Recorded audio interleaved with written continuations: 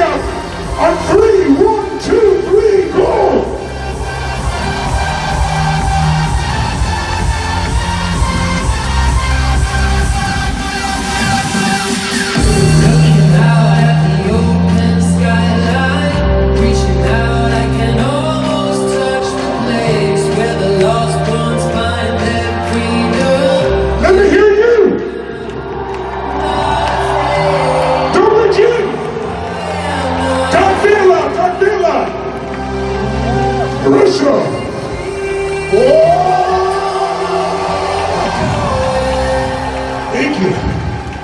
That's all the Russian I know, I'm sorry. It's a privilege to be here with you. Kardela, how are you? Kardela, how are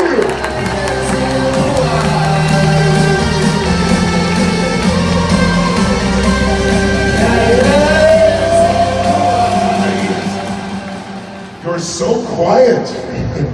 Please have a seat. Спасибо. Wow.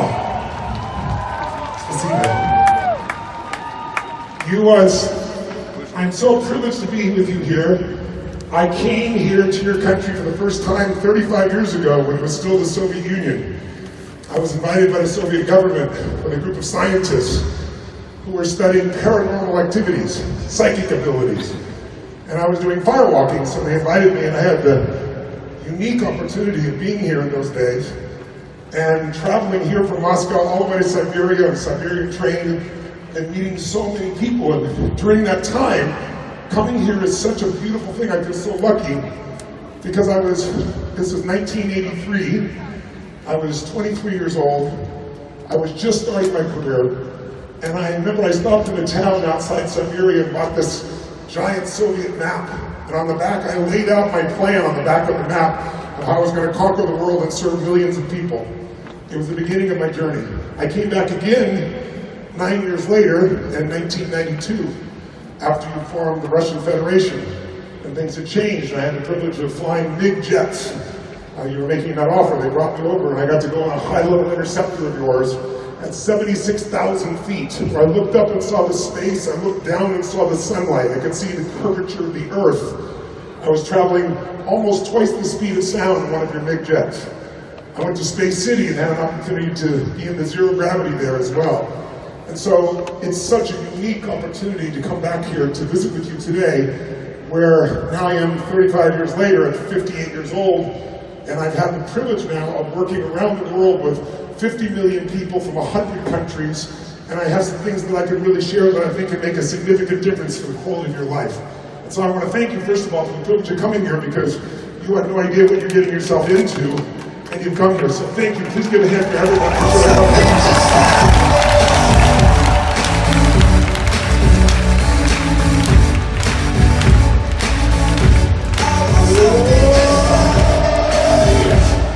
I also want to thank Gregory and Gail and Synergy University for bringing me here. And I tell you how excited it is to be here, because last night I got in late and I went out to go to Red Square, and because I guess all the advertisements and so forth, I was stopped by so many people. I met so many beautiful Russian people last night, took hundreds of pictures of people, and got to talk to them in my English and a little bit of broken Russian. And so it's very exciting. I know it's an interesting time for you. First of all, beautiful to see your city continue to grow and see. I watched the World Cup and I saw congratulations when you guys beat Spain finally. It was really beautiful to see. And yeah, I was going to have a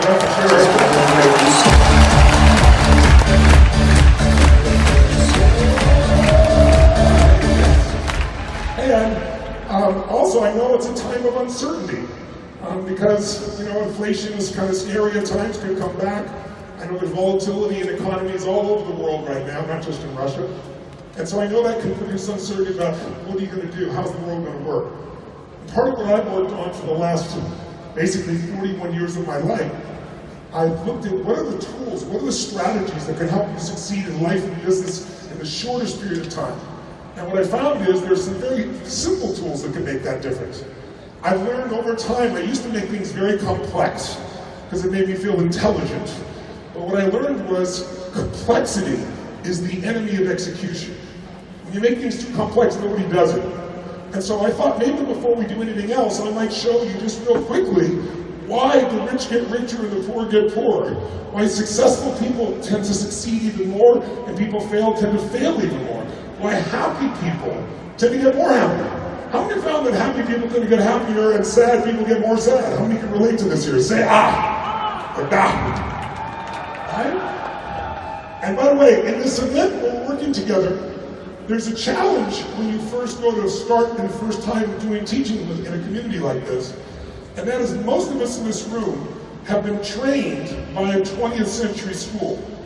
In a 20th century school, what you learned to do was you learned to report to your desk, to your chair, a bell usually rang, and when you got there you were supposed to sit down and be quiet. Don't do anything until someone tells you to do it. And don't talk to your neighbor. But in the real world today, if you're in business and you don't talk to your neighbor, you're out of business. If you wait for someone to tell you what to do, you'll never succeed. How many agree with me? Say that. And so when you learn in a passive way, which is the way we've all been trained to learn, what happens is whatever you're learning tends to get attached to the energy you had when you were learning it. So if you're sitting here passively, as we've all learned to learn, and quietly, and you're all being very nice to me, you've all come here and you're being wonderful and giving me the gift of your attention.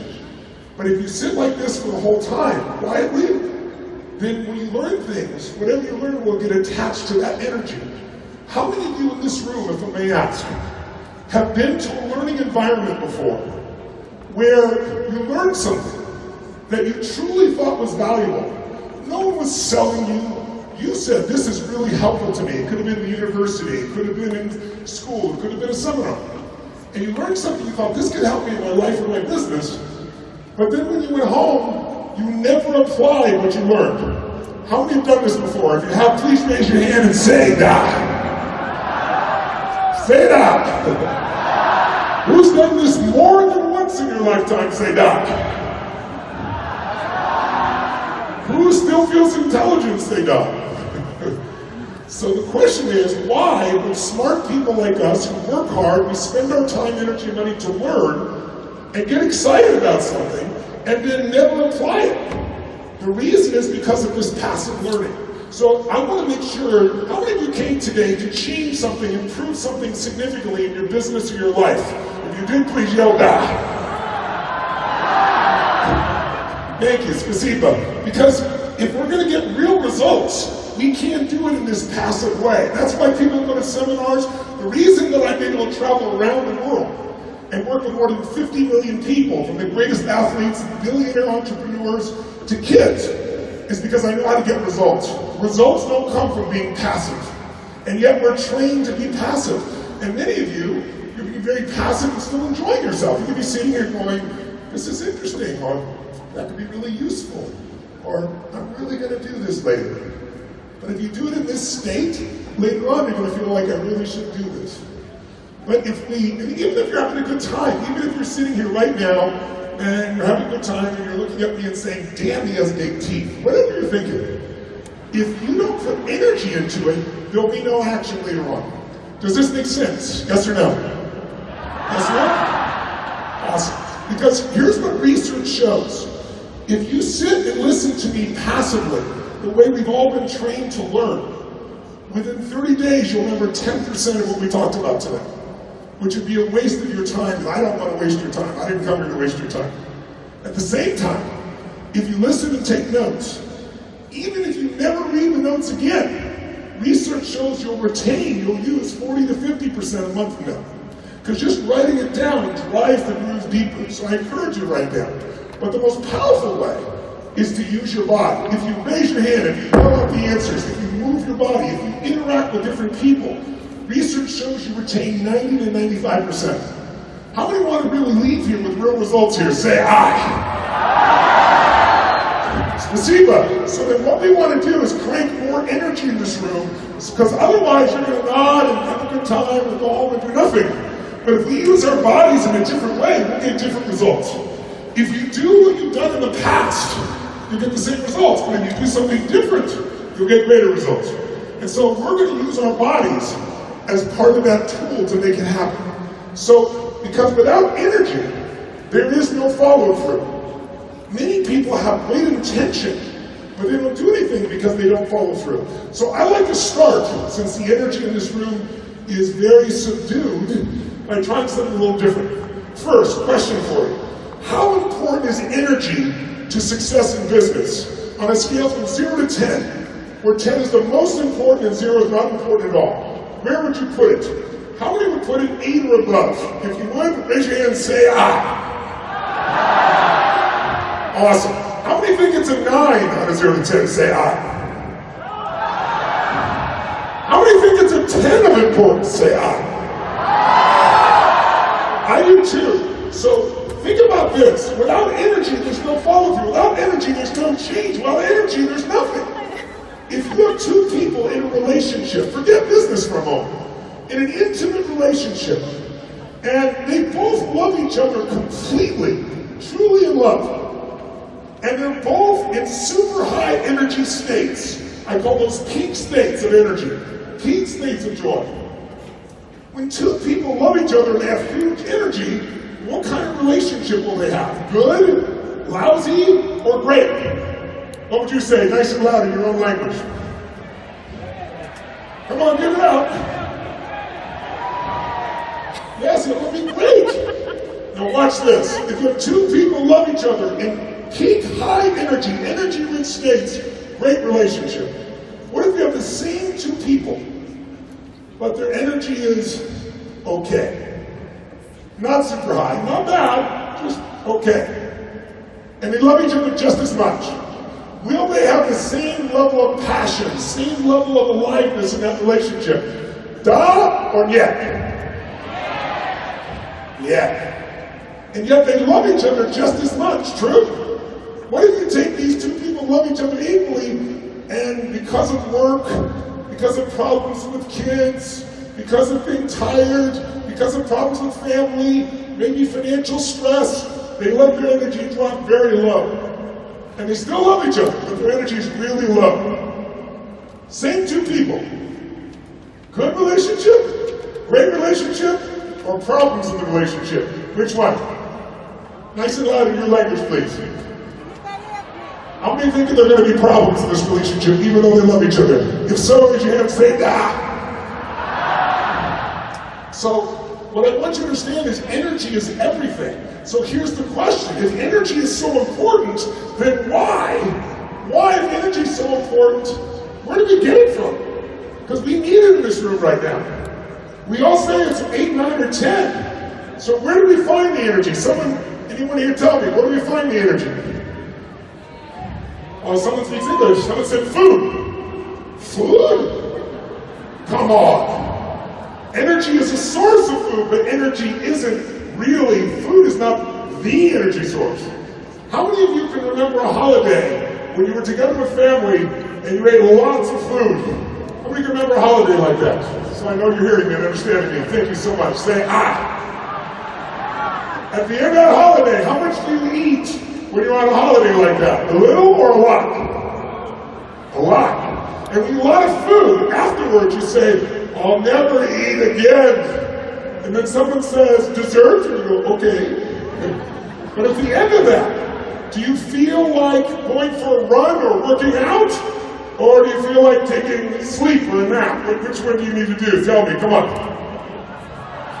That's right. And by the way, I'm asking you the questions, and I'm wanting your answers, not because you don't know the answer, but if you listen to me passively, you'll have the same results before. But if you yell the answer, your energy will grow, and the room's energy will grow. Who's willing to do this? Raise your hand and say, da! Say da! Say da! Spasiba. So, if we're going to make the changes that we really want, food is not it. In fact, have any of you in this room ever gone on a fast where you had no food for 3, 4, 5 days? Who's ever gone on a fast? Anyone done this for a week? When you go on a fast, does your energy decrease after the first couple days, or does it increase? Which one? It increases. So if food was a source of energy, then not eating should make you weak. And eating a lot should make you strong. Food is not the source of energy, don't get me wrong. Food's important. But if you want energy right now, food's not going to do it. What's the source? If we want energy, if energy is so important, because everything I'm going to tell you is worthless if you don't use it. And you won't use it unless you have enough energy. Does this make sense? So where do we get it if it's not food? Someone said sleep. Who here has ever slept 8 hours and you're still tired? Raise your hand and say, nah. So, have you ever had a time when you were very tired in the middle of the night and then something happened and it woke you up? And then suddenly you wake for hours? Who's ever had this experience? Say, nah. Right? So we're going to create that here if you're willing to. So I believe energy comes from psychology, from mindset. Energy is a habit. Most people have the habit of low energy. And because everybody else has so-so energy, they notice people lower than them and they feel good about themselves. But we have 20,000 people in this room. And it would be a waste of your time if you just sat here for 3 hours and listened to me. That's silly.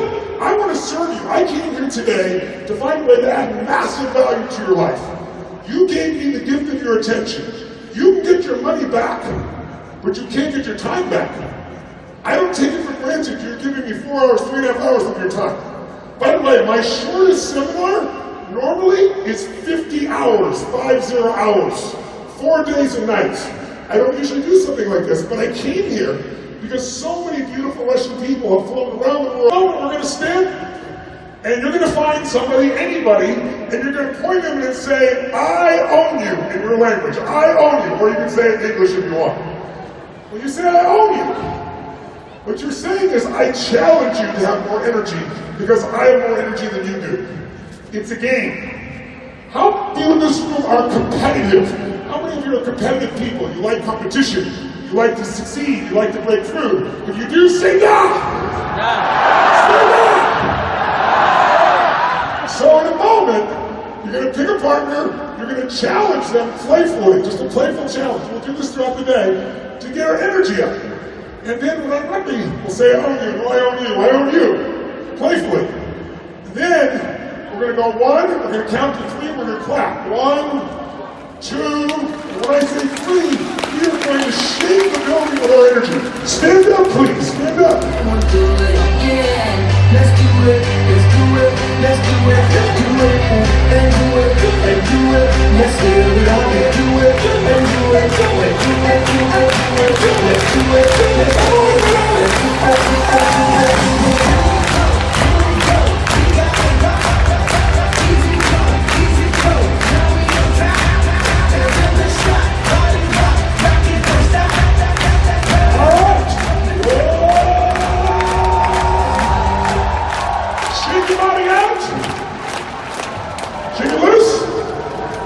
Find a partner, find someone, point them and say, I own you. Say, no, I own you. Find a partner, say, I own you.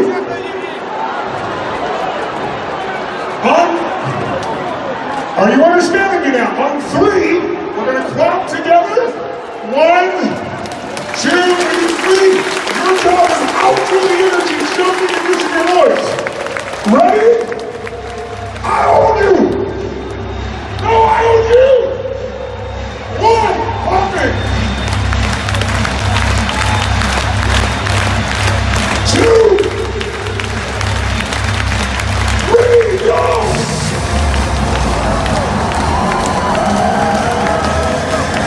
Make some noise. Make some noise.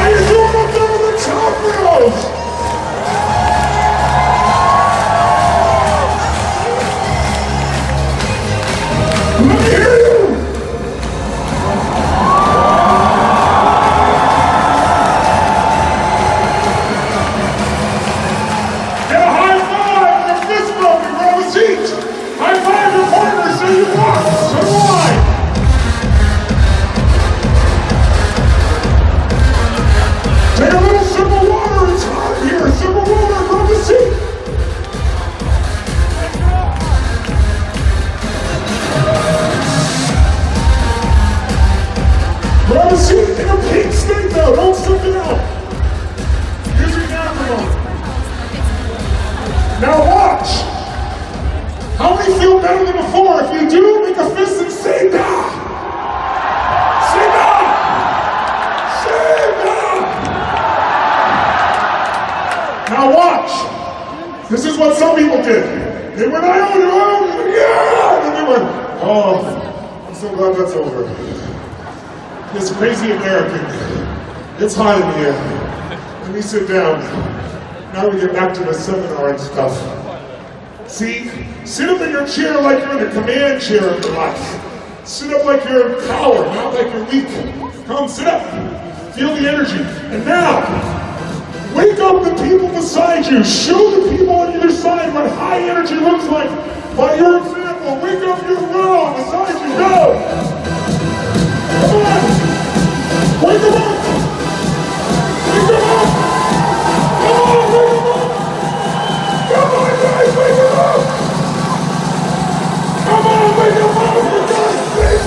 Wake them up on the inside here!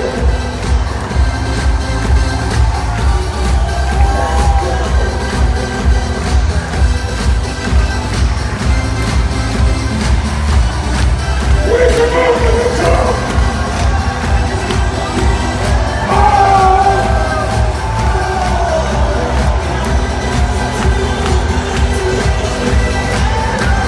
Make a sound that feels great!